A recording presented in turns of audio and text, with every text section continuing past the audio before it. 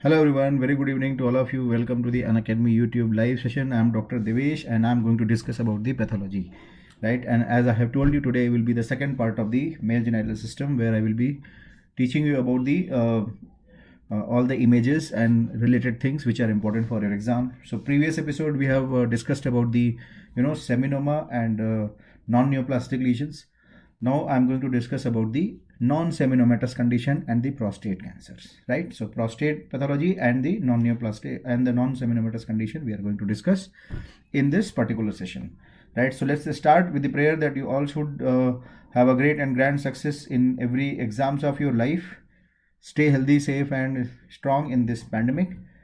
With this I will start, and here first of all I would like to tell you about my profile at the Unacademy, which you must follow. Right here is the profile at the Unacademy. The advantage, you will be notified about my all lectures, all my special free live lectures, and you can see here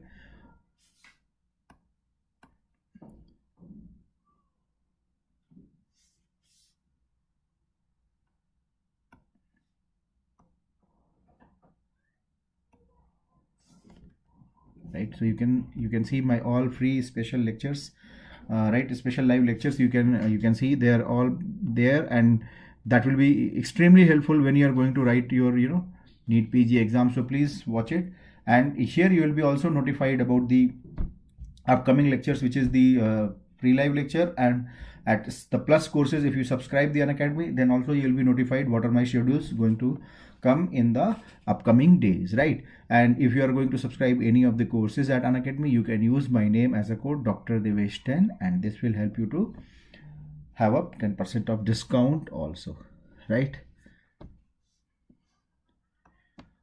And this is the another announcement from the Unacademy for the month of November, right? There is an intensive revision batch for NEET PG 2021, which will be very fast revision, very quick revision, right?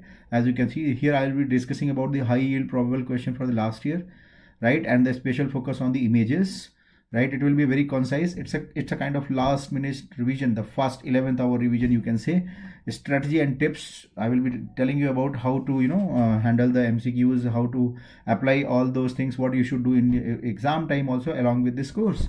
So this intensive revision batch course is going on, so you can join it, and if you're joining, you can use my name as a code. So this is Dr. Devesh 10, right? So this entire thing, Dr. Devesh 10, will be giving you discount of 10%. This is the another announcement of the iconic subscription. Why it is iconic? Live session of the Unacademy and recorded lecture of the prep letter will be there. You can subscribe, and if you're using my name, you will be getting 10% of the discount, right? What are the profit? Unacademy, as we all know that it's a live classes, batch courses, live tests and discussion. Prep letter, they will be having the video lectures, recorded lectures, and the rapid revision course, and you can use my name as a code, right? This is again about the iconic subscription. What are the when you will subscribe, what are the features? 12 months, this is the subscription rate, you can see, and this is the 1.5 year, 2 years, 3 years, and this you can use my name as a code. Again, you will be getting 10% discount, right? For Unacademy Plus subscriber, if you're subscribing Unacademy live courses only, then what are the advantage you are going to have? It will be having live classes, live tests and quizzes. Batch courses will be there. There are structured schedules, right? And you can see here all the courses, 1 month, 3 months, 6 months, and 1 year and 1.5 year is going on, and you can see the subscription prices are also there. If you're subscribing with my name Dr. Devesh 10, you will be getting the 10% discount. This is very important for each and every candidate. If you are coming for exam, remember this is the Unacademy NEET PG daily T20, right? So there are 20 MCQs will be given at the Unacademy, and for that you have to upload the Unacademy app. So first you have to download the Unacademy app in your mobile, right? So first you download the Unacademy app, and then you can enjoy the free live test on Unacademy NEET PG section. In the Unacademy app, go to the NEET PG section. Every day at 8 p.m.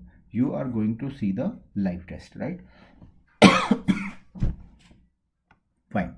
So let's start. As I have told you in previous discussion that seminoma we have discussed. Now we are going to discuss about the non-seminomatous condition, right? So non-seminomatous condition, Non-seminomatous condition, what are the things you have to remember? These are the important non-seminomatous cancers. That's the embryonal carcinoma. Then second is the yolk sac tumor. Third is teratoma. And fourth is choriocarcinoma. Right? So these are the four important. 21st November, Prashant, 21st November it is starting, right? So embryonal carcinoma, yolk sac tumor, teratoma, choriocarcinoma, these are all non-seminomatous condition, right? In all these non-seminomatous condition, what will be the tumor marker, right? So in all of them, what is the tumor marker we are going to see? They are all positive for alpha fetoprotein, right? They are all positive for alpha fetoprotein, right? So in which condition alpha fetoprotein will be having maximum elevation? That was the question in NEET PG exam. So remember, yolk sac tumor will be having maximum increase in alpha fetoprotein, right? This is one thing you have to remember. Second thing, which was the question in PGI exam this time, right, means the previous June, right? What is the another tumor marker? So there is another tumor marker for yolk sac tumor, which is called as alpha 1 antitrypsin.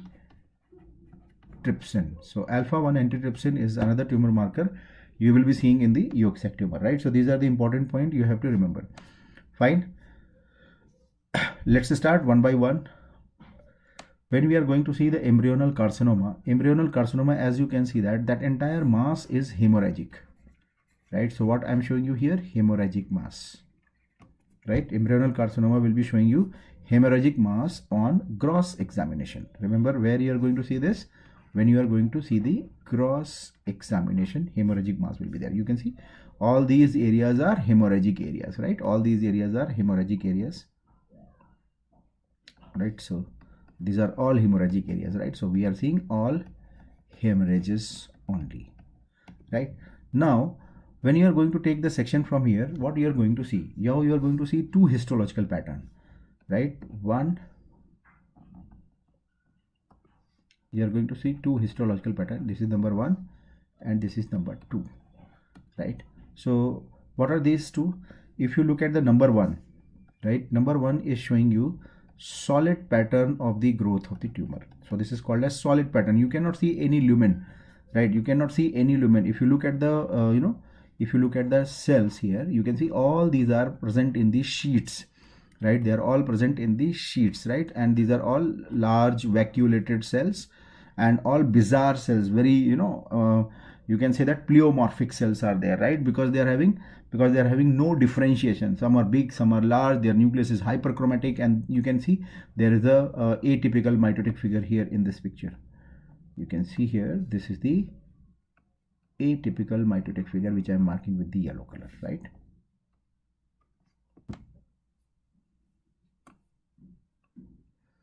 Fine.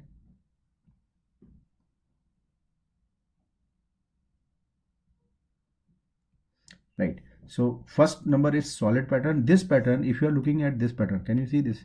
Here you can notice there are lumen, right? And tumor cells are surrounding them. So this is the second pattern, is the glandular pattern.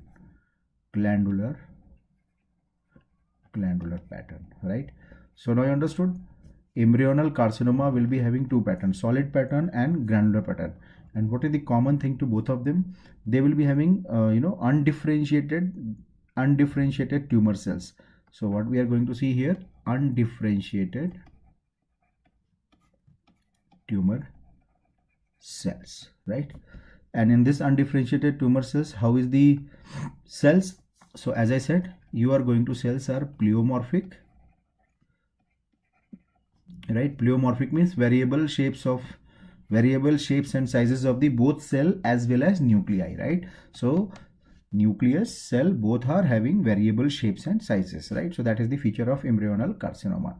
What will be the tumor marker for the embryonal carcinoma? What will be the tumor marker for embryonal carcinoma? So remember, embryonal carcinoma tumor marker, one is AFP, we all know that, One is alpha fetoprotein, we all know that. I'm not talking about that thing. I'm talking about another one which is CD30 positive. So that was the NEET PG question in 2015 and 16. CD30 positive is seen in the embryonal carcinoma, right? Now the next one, this one is the again, if you look at the history, this will be a 3-year-old boy, right? 3-year-old boy, and he is having a testicular mass, right? So whenever you see this age group, what is the most common tumor which will come to your mind? What is the most common tumor which will come to your mind? So most common tumor here is the yolk sac tumor. Yolk sac tumor. Remember, yolk sac tumor is also known as endodermal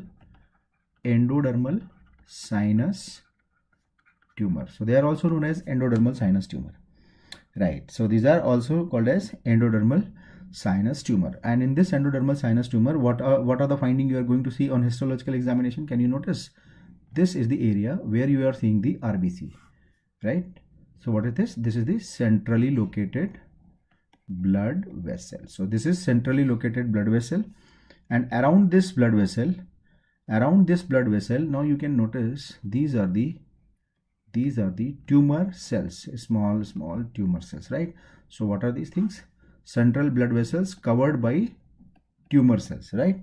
Central blood vessels covered by cuboidal tumor cells, right? Again you will notice there is a lumen. So here, this area, you can see this area which I am marking with the cross, this area is a luminal area. Actually it is a cystic area. So central blood vessel covered by tumor cells, which is enclosed in a cystic cavity. Enclosed in a cystic cavity, right? So central blood vessel, tumor cells are covering them, which are enclosed in a cystic cavity. And again you can see this is the cystic cavity which I was talking about. This cystic cavity is again covered by tumor cell. So this is again covered by tumor cells, right? So cystic cavity which is again covered by tumor cells. So can you see this? What I'm saying now? Central blood vessel. So you can see this is the central blood vessel covered by tumor cells, right? Which is enclosed inside a cystic cavity, right? And then again it is covered by tumor cells. So what is this known as?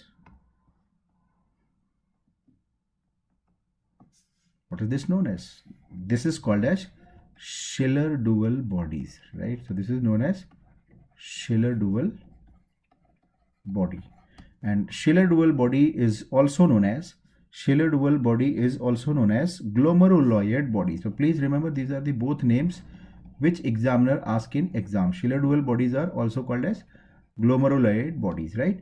So this is the yolk sac tumor. Schiller-Duval bodies will be seen. And what is the tumor marker? Alpha fetoprotein and alpha-1 antitrypsin. So now you understood, these are the important MCQs which examiner ask in exam, right? Everybody understood what I have told you? There is a 3-year-old boy, most common testicular mass is the yolk sac tumor, which is also known as endodermal sinus tumor, right? How you are going to identify? By Schiller-Duval bodies or glomeruloid bodies. What is Schiller-Duval bodies? Central blood vessel covered by tumor cells, enclosed inside a cystic cavity, which is again covered by tumor cell. Central blood vessel, tumor cell, cystic cavity, again tumor cell. This is called Schiller-Duval or glomeruloid bodies. What will be the tumor marker in this patient? It will be alpha fetoprotein and alpha-1 antitrypsin, right? Now, this is again a very good, beautiful picture. When you will be working as a clinician, definitely you will be coming across with this kind of things, right? So what I'm showing you here, this is a cavity containing mass, you can see, and in this cavity you can see the hairs are visible here. Hairs are visible, right? And you can see some bony thing is present here. Here you can see some bony structure is present here. Right? And these are all hairs here also. And because of the maybe underlying, there can be a cartilage, there can be a teeth also, right? There may be a sebum or sebaceous gland also. So there will be multiple things here, and because of these things, now you can notice there is a bulging here. This area is the bulging, right? This area is the bulging. So what is this called as? This is called as Rokitansky protuberance, right? So this is called as Rokitansky protuberance, and now you can tell me where you will find Rokitansky protuberance. Yes, so Rokitansky protuberance is seen in the dermoid cyst or cystic teratoma. So what is this? This is benign cystic teratoma, right? Benign cystic teratoma is also known as dermoid cyst, right? Also known as dermoid cyst. It's a benign tumor. So what is the clinical significance of Rokitansky protuberance? As a clinician, why you should be worried about this thing? As a clinician, what is the clinical significance? What is the clinical finding you will be expecting here, right? Can you tell me in the comment box any clinical finding, any clinical significance of this Rokitansky protuberance? Anybody? Right, so this Rokitansky protuberance is the area where you will be having higher suspicion for the malignant transformation. See what I have said, that this is the benign tumor, right? Rokitansky protuberance is the increased risk for malignant transformation. Which malignancy you will see more commonly here? Can you tell me which is the most common malignancy or most common malignant transformation you are going to anticipate here? That is the squamous cell carcinoma, right? So that will be the squamous cell carcinoma. So squamous cell carcinoma transformation will be more common in this one, right? So squamous cell carcinoma will be more commonly seen in the benign cystic teratoma, right? So this is the benign cystic teratoma. Here also you will see the tumor marker will be alpha fetoprotein, and please remember beta HCG can be also a tumor marker for the teratoma. So both can be tumor marker, alpha fetoprotein and beta HCG. Many of the students, they feel beta HCG is only for the choriocarcinoma. No, it's a wrong concept, right? Remember beta HCG is also a tumor marker for the teratoma, right? In teratoma, when you are going to take the section, you see this is the microscopic examination. Now you can see these are the keratin, right? And you can see this is the lumen and it is the glandular pattern. So this is the lumen and these are the tumor cells, right? So these are the glandular patterns. So gland, keratin, and now you can see here, what is this? These are all cartilages, right? So these are all cartilages. So you can see that keratin, cartilage, gland, and in between you can see the smooth muscles. These areas are also showing the smooth muscles. So everything is present. So they are having multiple origin, ectodermal, endodermal, and mesodermal. All cells are, all kind of lineages are present. So multipotent or multi lineages are there. So this is the feature of the teratoma, right? So this is the feature of the teratoma, right? Now this one, see this, what I have shown you here, this is the mature teratoma, right? Mature teratoma, what we should remember, mature teratoma is usually right, when you talk about the male, remember this was the question in the NEET PG exam, M for mature, M for male, M for malignant, right? So this is the mnemonic, M for mature, M for male, M for malignant, right? So usually in male it is malignant, but when we talk about in the females it will be usually benign tumor, right? So please do remember this point. If examiner asks you mature teratoma in a male, so mostly it is malignant, and mature teratoma in female, mostly it is benign, right? What will be the most common component of the immature teratoma? So now you can see this is the immature teratoma. That's what I was telling you. This is the case of immature teratoma. Immature teratoma is usually malignant, right? And what is the most common component? That is the question which examiner is going to ask you in exam, right? Immature teratoma, what is the most common component, right? So most common component will be primitive neuroepithelial primitive neuroepithelium, right? So primitive neuroepithelium or epithelial cells are the most common component, right? This is the most common component, and you can see all these are which are closely packed cell. These are all primitive neuroepithelial cells. These are all what I'm showing you here, all these things, right? So this is the all primitive neuroepithelium, right? So all these are having palisading kind of appearance, you can say, or parallel arrangement of the cells which we are seeing here, right? So all these are parallel arrangement, you can see all these things, right? All these things which we are seeing is the primitive neuroepithelial cells. So these are the primitive neuroepithelial cells, most common component, and remember this is always suggestive of malignancy, right?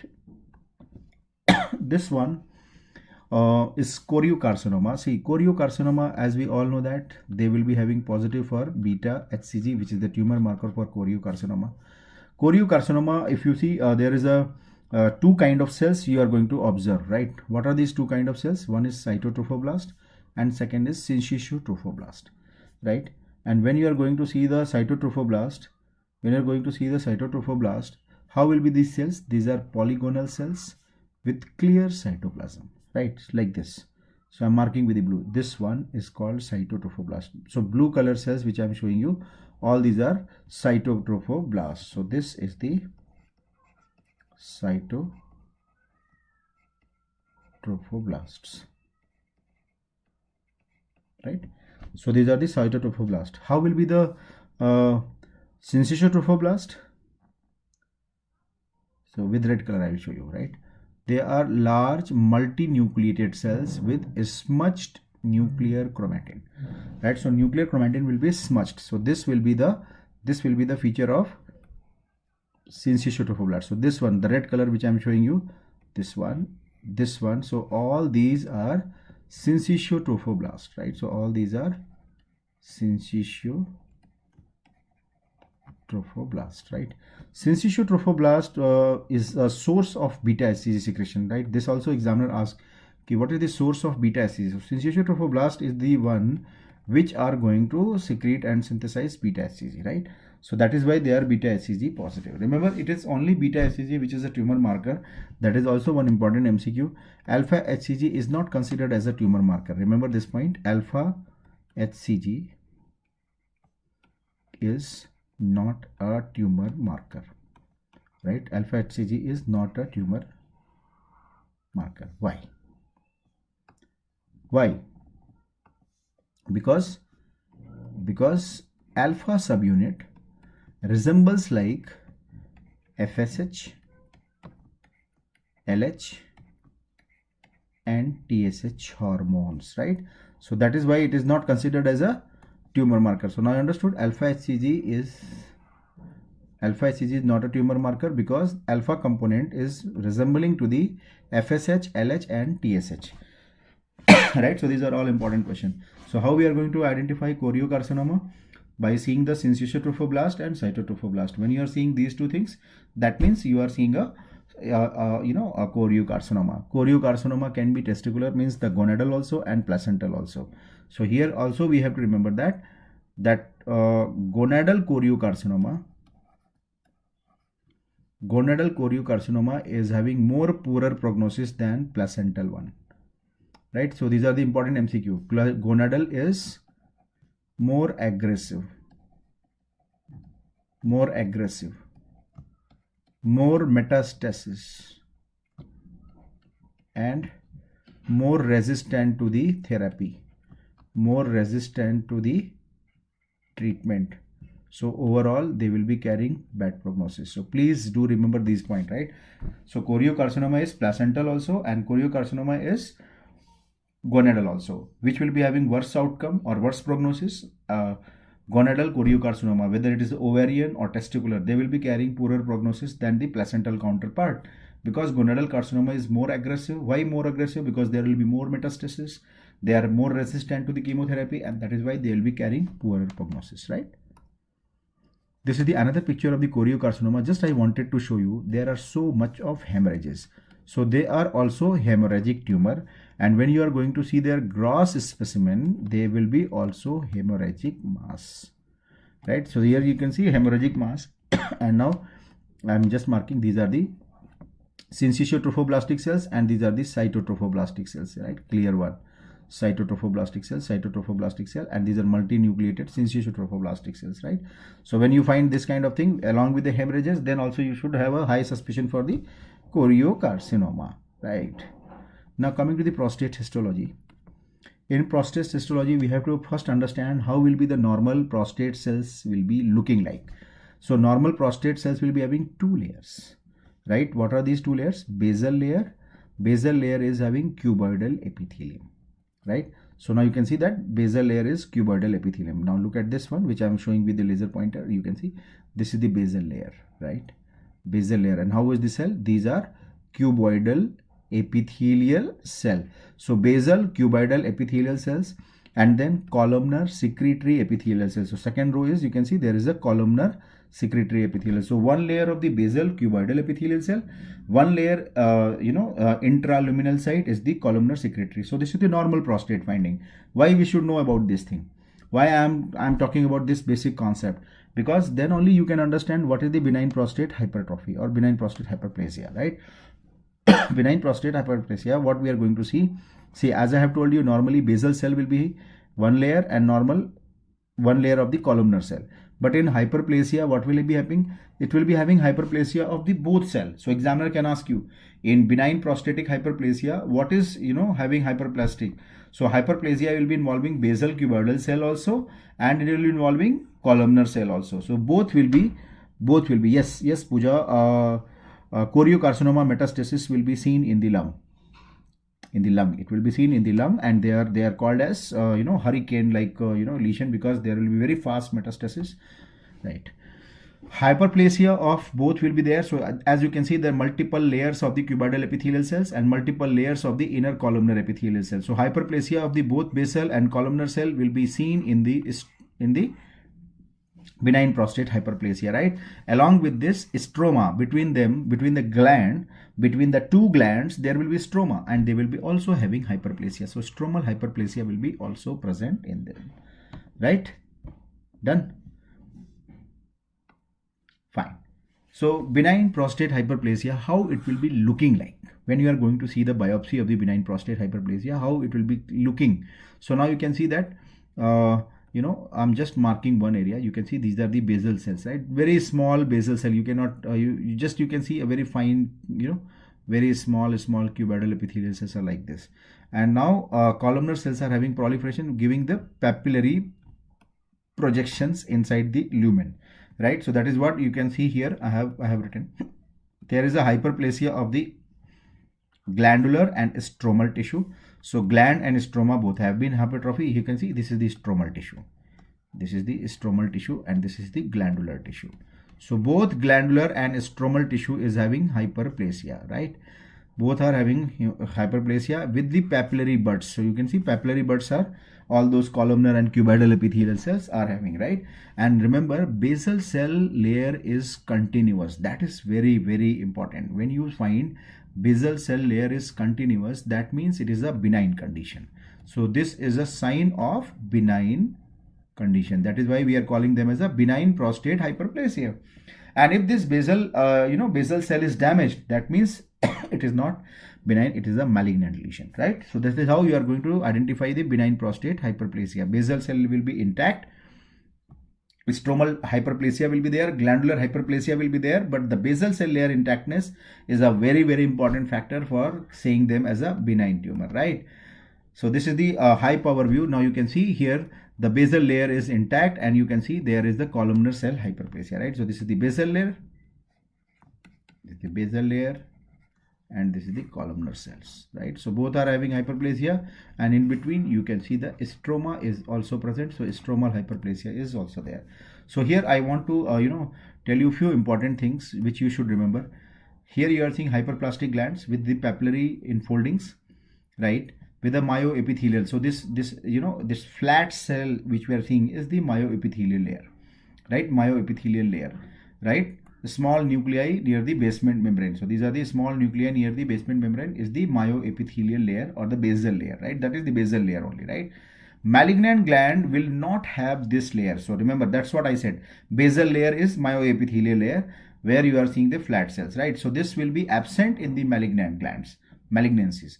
Note, the stroma divides the glands one from the another. So you can see this is one gland and this is the another gland, and stroma is dividing them beautifully and clear cut. So that is the it's a benign prostate hyperplasia, Prashant, right? Note here, stroma is dividing glands to and that is the sign of another feature, which is benign things. Malignant glands, what will be a feature? They will be having back-to-back arrangement, because there is no myoepithelial layer or basal layer. There will be no stroma around them, or very less stroma around them. So that is why their back-to-back arrangement of the glands will be there in the malignancies. See, this is the prostate adenocarcinoma. Can you see the difference? You cannot see the myoepithelial layer in any of the gland. Can you see? Myoepithelial basal layer is absent. So see, outer basal layer typical of benign gland is absent. Outer basal layer typical of the benign gland is absent. And how are the glands? Glands are crowded. You can see so many glands are there which are crowded, and papillary infoldings are there, right? And there is no papillary infolding because there is no columnar hyperplasia.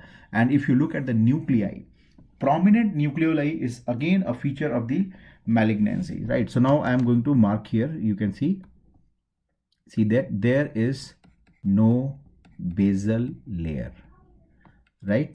No basal layer means it's a malignant lesion. That is what it was said, right? And there is a overcrowding of the glands.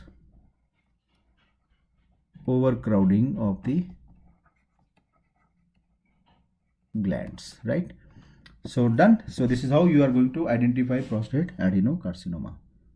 Back-to-back arrangement means, see, back-to-back arrangement, see, one gland, this is the another gland, there is the another gland, another gland. That is the back-to-back. Means normally what will happen, there is a gland and then there will be stroma.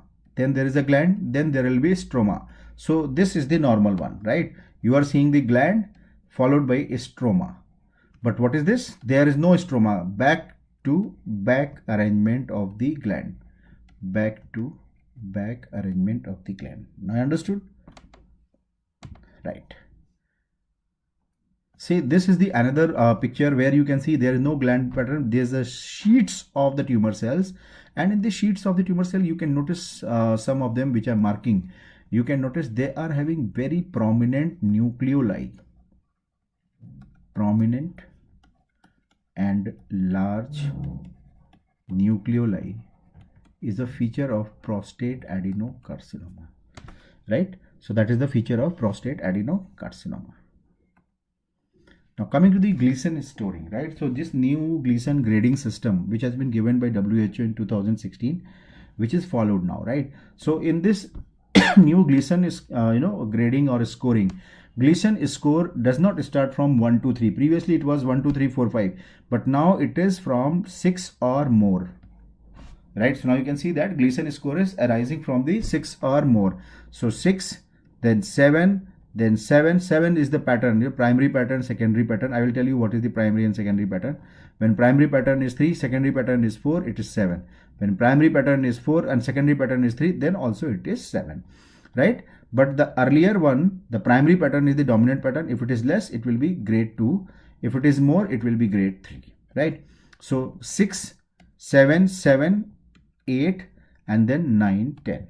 9 to 10, right? So these are the 5 grades. 1, 2, 3, 4, 5. 5 grades of the prostate Gleason grading system, right? So in this 5 grade, scoring is from 6, 7, 7, 8, 9, and 10. So these are the 5 Gleason scores. Now you understood? So Gleason score is from the 6 to 10 in a simple word, right? Gleason score is now 6 to 10. Previously it was 1, 2 like that, right? Now it has been all removed, right? What will be the pattern? Means what will be the pattern in the grade 1 or in the Gleason score when it will be less than 6? Only individual, see this, only individual, discrete means separate well-formed glands will be there. I will be showing you this picture also, right? Discrete well forms. Discrete means you will be seeing separate glands like this. Gleason score when it is 7 and grade 2, you will be seeing the well-formed glands are more common. That predominantly, most commonly you are seeing the well-formed gland, but some extent of the poorly formed glands, fused glands, or cribriform. See, poorly formed means you are not able to see any gland. Fused means 2 glands are fused, means back-to-back arrangement. Cribriform means a gland within gland. Gland within gland. So now understood. When you are seeing a bigger gland, and in this gland there is a one more gland, in this gland there is one more gland. So gland within the gland is called as cribriform, sieve-like, right? So that is the grade 2. Grade 3. Grade 3 is predominantly poorly formed, right? So poorly formed. Predominantly they will be poorly formed, but they may also have a fused cribriform glands with a lesser component of the well-formed. So here you can see well-formed gland is Gleason score 7, means grade 2. But when you are seeing a poorly formed gland and very less amount of the well-formed gland, so that will be grade 3. Grade 4, you will be seeing only poorly formed glands, right? Predominantly well-formed glands with the lesser component lacking the glands. Predominantly lacking the glands with the lesser component of the well-formed glands, right? 5, the last one is lacks gland formation. There will be no gland formation. You may or may not find some necrosis also, right? Or it will be with very poorly formed gland or cribriform gland or single cell infiltration. Single cell means one tumor cells are infiltrating into each individual glands, right? Grade 2 means, yes, grade 2 means primary is lesser in amount. Primary is less. When primary will be more, grade will be increased. That is how you can understand. When primary will be more, grading will be more. See this, how you have to understand on the biopsy. See, this is the grade 3, grade 4, grade 5, right? So what is grade 3? Can you see? There are well-formed glands. Can you notice? All are well-formed glands, right? So grade 3, you can see grade 3, all are well delineated round to ellipsoid tumor glands, right? So that is the Gleason grade 3. Gleason grade 4, what are the things you are going to observe? Now I can show you. There are 4 things. Ill-defined glands. You can see glands are not very clearly visible, right? So these are ill-defined glands. Or you can see the fused glands. Can you see there are fusion of the glands? So fused glands, right? Fused glands are there. So that is the second pattern. Third pattern is glomeruloid. Third pattern is glomeruloid. There, that is the also one kind of fused thing only, and gland within the gland or overriding will be there, right? So that is the third one. Cribriform, fourth one. You can see there is a bigger gland, and within this gland there is another gland, right? So this is gland within gland is called as cribriform. So now you can see that grade 4, Gleason grade 4 is having ill-defined, fused, glomeruloid, cribriform pattern, right?